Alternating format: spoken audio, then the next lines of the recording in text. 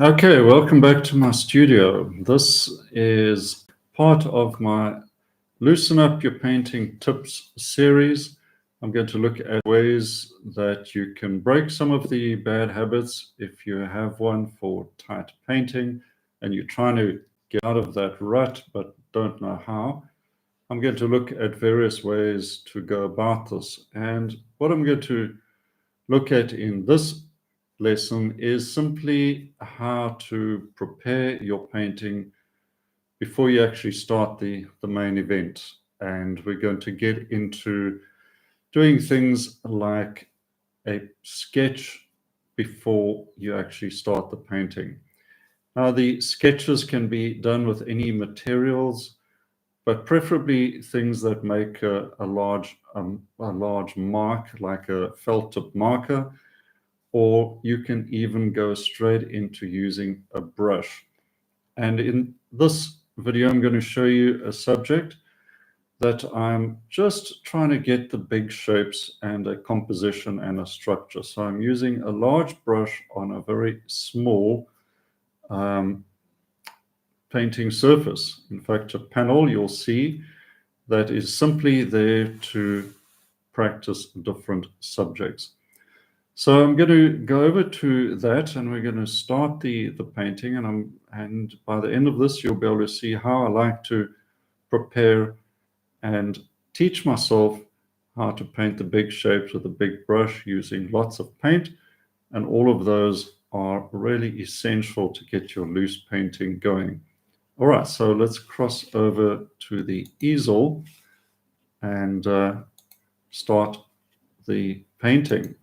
So there you can see the panel that I do various subjects on.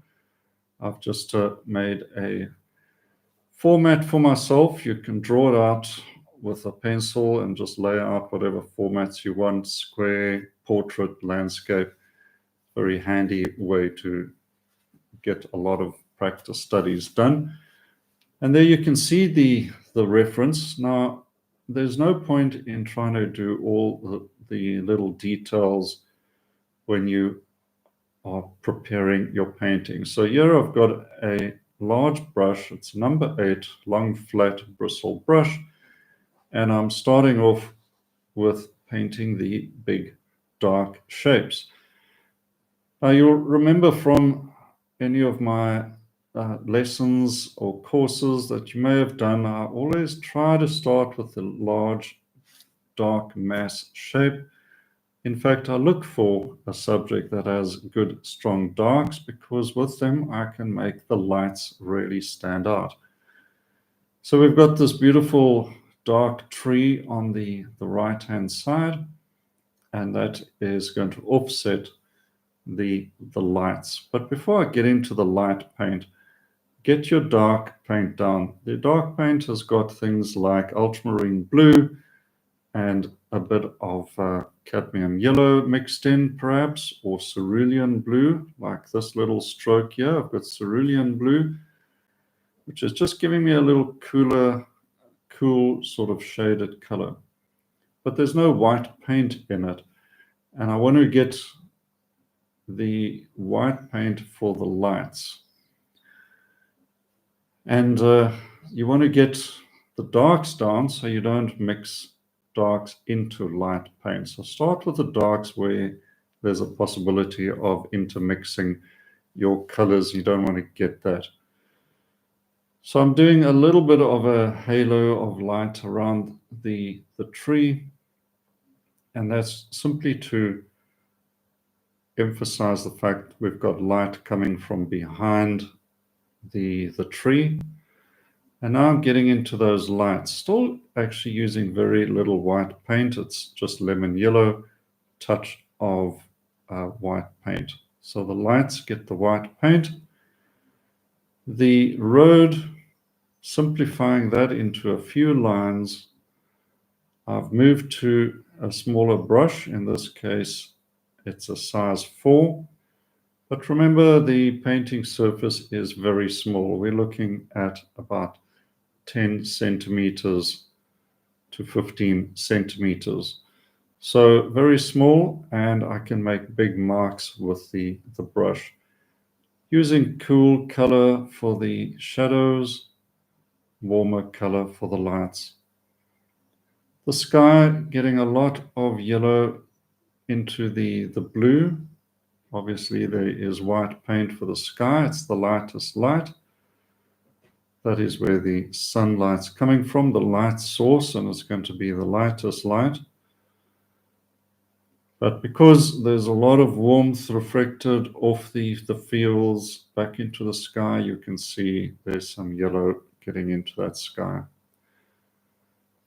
A very simple touch of light there, the yellow and white, just putting that down. Quite a lot of paint on the brush. I'm not able to paint tiny details because the brush is quite large, and I've put quite a lot of paint on as well. So you can see the textures going down. This is not blended either. So how to see these shapes when you look at your subject? If you just close your eyes halfway, what we call squinting at your subject, you will remove all the little details and just see the big shapes. Then ask yourself, how dark is that shape? Mix it to the correct value of light or dark. Put that on the painting surface with a big scoop of paint on the brush. And here in a few minutes, we are practically finished this study. All right, and that's all I'm after, is just to practice the loose structure, and then you're done. So that's it. Very quick, very simple, and you can do many studies like this, and it will get you out of the habits of trying to paint tight. Okay, so very simple, but very effective. Do many studies like that and get to know your subject, and you'll find that pretty soon you'll be painting with a lot more confidence. Okay, I hope that helps, and look out for more videos like this with little tips along the way.